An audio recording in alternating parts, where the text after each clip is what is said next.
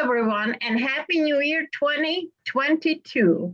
That kind of sounds futuristic, at least to me. You know, out of four digits, you have three twos. I don't know what to think about that. Welcome to the January episodes of For the Love of Books podcast featuring indie and small press authors with host Emma Palova. We're going to have a blast this year.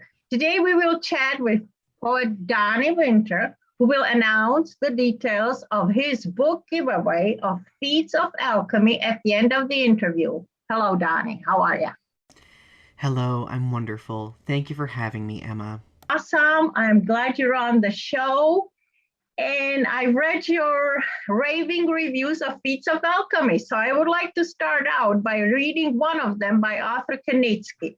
If carbon footprint opened the closet door, Feats of Alchemy rips it off its hinges. I think that's a pretty powerful statement. Yeah, it is. And it means a lot. It was actually intentional. I wanted Feats of Alchemy to pick up where my first book, Carbon Footprint, left off. Okay, so you pretty much picked up right where you left off and took it. Where did you take it to? Well, that's a good question. Carbon Footprint as a book was a collection of poems about my experiences as a gay man growing up in rural Michigan prior to coming out. Feats of Alchemy picks up at the end of Carbon Footprint, talking a bit more about what it's like to be an LGBTQ plus person navigating life post coming out, which is something that's not often talked about, unfortunately.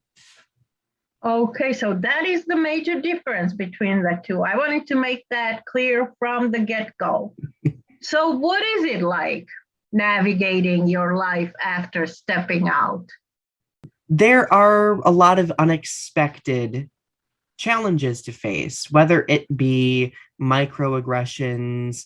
Bullying takes on a whole different form when a person is, accepting of themselves and, coming out and knowing who they are. But also there's just a lot of isolation. A lot of people, and justifiably so, romanticize coming out because it is such a pivotal moment of self-acceptance for LGBTQ plus people. But after coming out, it can be extremely isolating for people who may not have support networks. And I would say that that is the biggest thing that is very much occurring in Feats of Alchemy, is this isolation, this understanding that we have to power through that isolation after the pomp and circumstance of coming out, if that makes sense. Yes, it does. Perfect sense. Okay, let's talk about the title, Feats of Alchemy, and I would also like to touch on the cover. Okay, well, tell us first about the title. So the title, Feats of Alchemy, was something that I came up with surprisingly fast. Whenever I am putting out a collection, the first thing that I always think of is surprisingly the title, and then I just go from there. But Feats of Alchemy is about... Well, I mean, it's about the act of alchemy itself. Like, alchemy is a sort of like chemist's term for turning one thing into something else, right? And I kind of took that, metaphorically speaking, and ran with it, because all of us, and I know this is something that everyone can relate with, as we grow and as we learn, we are adjusting ourselves, we are adapting to different social situations. And I think that that's, in a way, alchemy of sorts. And as an LGBTQ plus person, many of us are forced to adapt to different situations all the time, for not only our own safety, but for acceptance in groups of people. And I think that we accomplish a lot of these feats of alchemy in order to survive, if that makes sense. Yes, it does. Yes, it does. And how about the cover? I absolutely love the cover. Who designed the cover? The cover, I'm glad that you asked about my cover, because I'm always trying to brag about the artist who did it. My dear friend Seth Stang did the cover art, and it is an anime style, and it features a character that appears in the collection of poems. Now, what's interesting is that a lot of people don't really associate fictional characters with collections of poems, but I'm a huge nerd, and I was like, I'm gonna create some sort of like dystopian, a post-apocalyptic concept in the book, because when an LGBTQ plus person comes out, it can feel like the ending of one world and the beginning of another, right? So my goal with that was to capture it in the cover. Like, we as LGBTQ plus people can sometimes metaphorically feel like cyborgs. Like, we kind of have like these artificial aspects of ourselves, that we try to put together in order to function.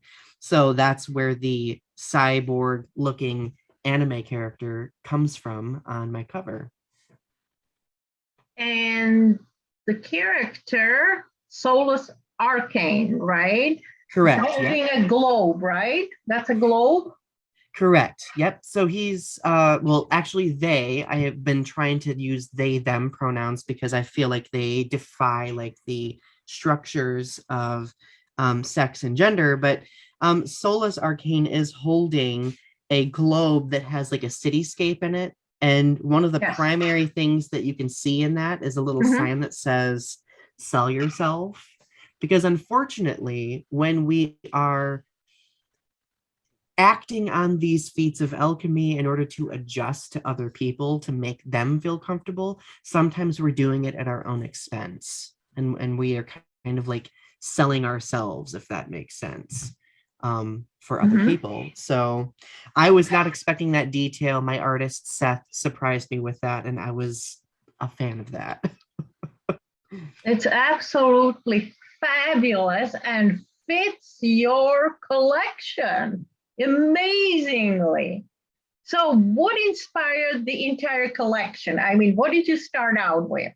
I actually started, like, the first few poems that I wrote for this collection were very political poems.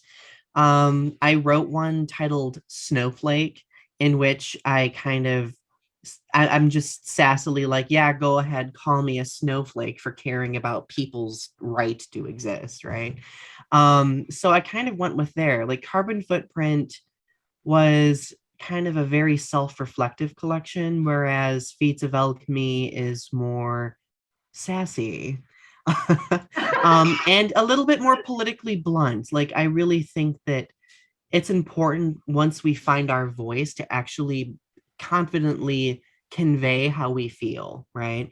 So it began with like the political, but then it started branching into more of like this like sci-fi, cyberpunkish type of theme throughout. There's several themes throughout it, but that is the main thing that started it for me, what inspired it. Okay. And how about who inspired your MC, Soulless Arcane? Who did you model Soulless Arcane after? That's an amazing question. Well, Soulless Arcane is almost like, I kind of think a piece of me exists in Soulless Arcane, but I also really feel passionate about the fact that a piece of my artist is in Soulless Arcane as well, because my artist is part of the LGBTQ plus community and also fully, feels the heaviness of these feats of alchemy that we experience, right? But I really feel like Soulless Arcane, like, my goal with them was to create a metaphor for those of us who've gone through all of these different challenges as LGBTQ plus people, and they kind of serve as like a physical representation of how we feel once we have to kind of like create these artificial aspects just to survive, if that makes sense. So it does. Yeah. It to me it does. It's amazing. Thank you. Okay. I really appreciate that. What is experimental free verse? An experimental free verse, the format that you're using in your poetry. Can you explain that a little bit to us? Yeah, of course. So experimental free verse, like, I mean, free verse poetry in general is very lax when it comes to form and conventions. Experimental free verse, I feel like, makes it a little bit funky, let's just say. For example, there is a poem in Feats of Alchemy titled Tin Man, and it literally, I decided, I just made the poem like a table. Like it's like a table of categorizations. Mhm. So it is bound by a type of form, but it's also formless at the same Okay. time. So I think of experimental free verse as taking like that freedom that we have Hmm. with whatever form we want, but also doing unexpected things to it to make it sound, look, or feel different. Okay, sure, that makes sense. Everything you say makes sense. Oh, I'm glad, because half the time I feel You like I know never how make to sense. explain difficult things. You're a teacher, right? Yes, I'm very used to explaining. You are excellent in explaining a difficult subject. Emma, Oh, you are making my day. Thank you. can you explain to us some of the metaphors that you use in your poetry? Yes, of course. So, well, to preface, in Carbon Footprint, because I feel like I need to provide that context first. In that first collection, it was very environmentally driven. So I incorporated a lot of metaphors associated with the birth and destruction of the Mm-hmm. planet. So there was a lot of like geological references. Um, and it's really created like this narrative, at least my goal was to create Mm-hmm. this narrative about how our bodies are tied Mm-hmm. to the world and how our trauma manifests itself just like the world's trauma Mm-hmm. manifests itself. For Feats of Alchemy, I mean, the alchemy itself is the big metaphor. Yes. Um, uh, I, throughout the book, create these images of the cyborg trying to survive. So you'll see Mm-hmm. poems referencing like this involuntary reanimation, like there is some sort of mysterious force that Mm-hmm. brings this creature to life that's living and dead at the same time, and that acts as a metaphor for sometimes how I have felt as an LGBTQ plus person, Okay. because I felt like I've had to manufacture so many aspects of myself where I'm thinking, is this genuine or is it artificial, or does it matter anymore? Are they just blended together, right? I would say those are the two biggest Mm-hmm. metaphors, Yes. ultimately. But I also incorporate some other like pop cultural references, like the character Godzilla, for example, Okay. is a metaphor Mm-hmm. often throughout it as being kind of like this anomalous creature who is misunderstood, but destructive at the same time. Mm-hmm. And throughout the book, I argue that like in a way, like society kind of makes us feel like we're monsters when we're really not. I So have to agree again with you. Wow, we must be on the same page. I love it. I'm loving it. What were some of the challenges in writing this anthology? Oh, that's a good question. My biggest challenge, I would say, was letting myself get in the way. Um, my first book, Carbon Footprint, was very successful. And this book has been pretty successful too, but I kind of measured my success based on that first books. And part of me was like, well, I just need to replicate, like, I need, people want what I wrote initially, right? Okay, But sure. then I realized, I was like, no, I want people to see that I've grown since that book. So once I kind of started putting that aside, like I kind of really took off with writing the poems for it. But I really wanted to kind of let my walls fall away, because I always felt Mhm. like I needed to keep like my writing life separate from my activist life, and my both of those lives separate from the things that I love. Like I love science fiction. But then I realized, like, why do there have to be walls separating these three different things that I love? They can all take place in one space and work somehow, as long as I put the work forth in doing it, you know. The only other challenge I would say was confronting a lot of the mental health things that I discuss in the book. Over the past 2 years, I started medication for, I was recently diagnosed with bipolar 2. Okay. And talking about that in the collection was really difficult because I've never talked about it before. So it's something completely alien to me, you know, to discuss in poetic format. So yeah. Yeah, that makes sense. What sets you apart from other poets in the LGBTQ plus community? And Go ahead. What was the rest of the question? if that's considered a category, I don't know how else to put it. You know, from other poets, you know, poets, there's right. Like that wouldn't be fair to just say, you know, from other poets, but from Right. other poets in the LGBTQ plus community. That's what I think I should narrow it down to. Right. Yeah. Honestly, I think the thing that probably sets me apart the most is the fact that I choose to incorporate science fiction imagery. Okay. And that, like, the science fiction genre in poetry itself is a very, very small niche genre, right? Mm-hmm. Right. So I really think that sets it apart a lot. Mm-hmm. Mm-hmm. I like it's really it really depends on what style of poetry you're looking at. I would say stylistically, my poetry is different. If you look at, say, poets um that publish on Instagram and like have like those smaller poems in an anthology or in a collection, like those usually are a little bit more philosophical and they're a little bit more focused on like human emotion. And while mine do talk about philosophy and human emotion, I kind of think of the entire book as telling a story about a theme, instead of just having it be in individual poems, if that makes sense. So I would say those are the big things that distinguish my work from other LGBTQ plus writers sometimes. Okay. What are the major takeaways from Feats of Alchemy?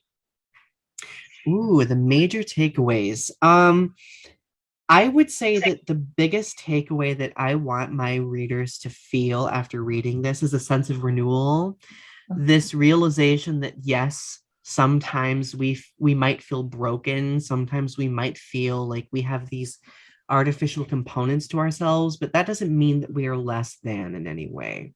Like, we've survived a lot and we've navigated a lot, and that should be celebrated. Like, our pain in some fashion should be turned into power. And I would say that that's the main consistency that Feats of Alchemy has with Carbon Footprint, because that's what I really wanted people to take away at the end of that book as well. So like this realization that, yes, we've gone through all of these things, but those things don't have to be things that completely break us, right? Like they can be difficult, but at the end of the day, like, we can piece those broken pieces back together and make something from it. Something different, right? Transformation. Exactly. Yep. Okay. What have you learned about yourself from writing this collection as opposed to the first one? Again, let's compare it. What have you learned about yourself from your first book and now from your second book? From my first book, I learned that healing is acceptable and that I can do it. And I learned that I've kind of found my voice. For my second collection, I learned that I can take my voice and elevate it to a completely different level, in the sense that I can talk about more divisive topics, or I can talk about more vulnerable things, and also push my limits when it comes to like experimenting with the actual words on the page. In Carbon Footprint, I did a little bit of experimentation with form, but I really wanted to like kind of stay safe and do it in a way where like most people would clearly understand what I was saying. But for Feats of Alchemy, I wanted to go further and be a little bit more, I don't know, cyberpunk and psychedelic with some of the forms. Combo. That's a great combination. It keeps things interesting. It does. What is the most interesting thing that has ever happened to you during an in-person author event? Interesting or something that you will never ever forget for whatever reason. um We all have those moments. We all have them. I know we do. I had one time I had like this person who was really drunk at one of my readings, and like they were fun, but like they were just they were so drunk, and like during a Q&A, like they kept like asking like these really like they were good questions, but they were so deeply philosophical that I Okay. would need an hour to answer them. Like there would be no Oh, way to do. So wow. like I thought it was funny. Like I was just like save a drink for me, please. Later. Gosh, I haven't heard this one. Whoa, I've heard a lot of things, but authors answer to this question, but nothing like this. Okay, so what is next for Donny in 2022?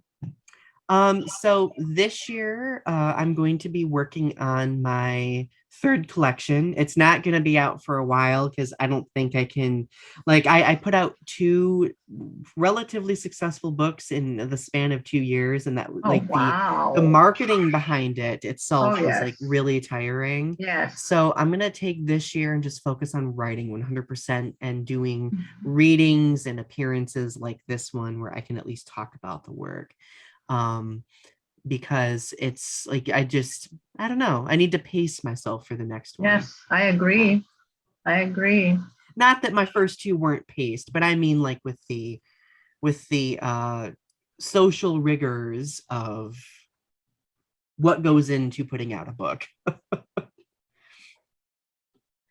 Okay, would you like to read to us, Donny? Yeah, I thought you'd never ask. I'm super excited. Well, So we got deep into this interview. I know, right? I have two poems to read. The first one is called Queer Confession number 6, and it comes from a series of poems in my book titled Queer Confessions. There's 10 of them, and they're largely poems about the LGBTQ plus experience post coming out. So this is Queer Confession number 6. We sit in closets, still contemplating ourselves through the old traumas, the ones we never shared out of fear of rejection. Some of us are kids locked in adult bodies because our shame stays glued inside our rib cages and expands with each year. Our weathered clothes hang heavy upon their hangers, half colored like us, and our carefully crafted self-deprecating humor. Whispers wet our lips as we shift into 30s with partners beside us, and we pray to these vacancies that we won't ruin them too. So that was Queer Confession number 6. Just wanted to create one about like how sometimes as LGBTQ plus people, if we feel broken, sometimes we're afraid of making connections because we are afraid of breaking the people around us too. Okay.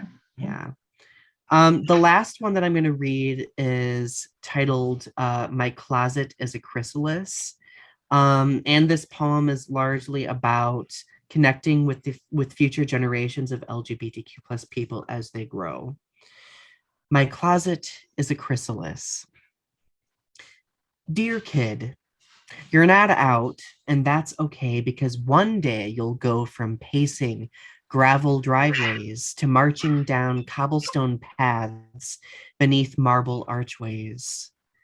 Your jagged root feet will reach for us when you're ready to take in the rich historic nutrients left by their stories, by your ancestors' legacies. This closet is a chrysalis, so swaddle these starched linens until they wrap your wings for when they're ready to unfold. Then let the spark that is your pride ignite. Let your core spin with delight as you're the next light in this spectrum, a new star born in this stellar nursery. Thank you. Thank Very you. nice. And now can you announce the details of your book giveaway of Feats of Alchemy? Yes, for whoever emails me their name and shipping details first, my email is donnywinter@gmail.com. I will send out a signed softcover copy of my book, Feats of Alchemy. So yeah. So get I'll put right like a little on note in there it. for you. Get right on it. Okay, before we do our parting shots, I would like to thank our sponsors, Doc Chauvin and Digital Quill Services for Writers with author Colleen Nye. Okay, parting shots from each one of us. Donnie, you go first. You're the guest. Thank you to Alien Buddha Press for believing in my work and publishing both of my collections. Thank you to my artist, Seth Stang, for this beautiful art piece, and my artist, Tiffany Schmieder Cups, for the art piece for my first book. I really love having my friends do the art because it gets their work out there too. But ultimately, I really want to thank everyone who has supported me on my journey. It really means a lot knowing that I have people who want to read my work and who enjoy it. And thank you, Emma, to you for allowing me to join you on this podcast. Pleasure. And my parting shots: buy indie, read indie, keep your fingers on the keyboard and your butt in the chair. Thank you for listening. Thank you, Donnie. Thank you.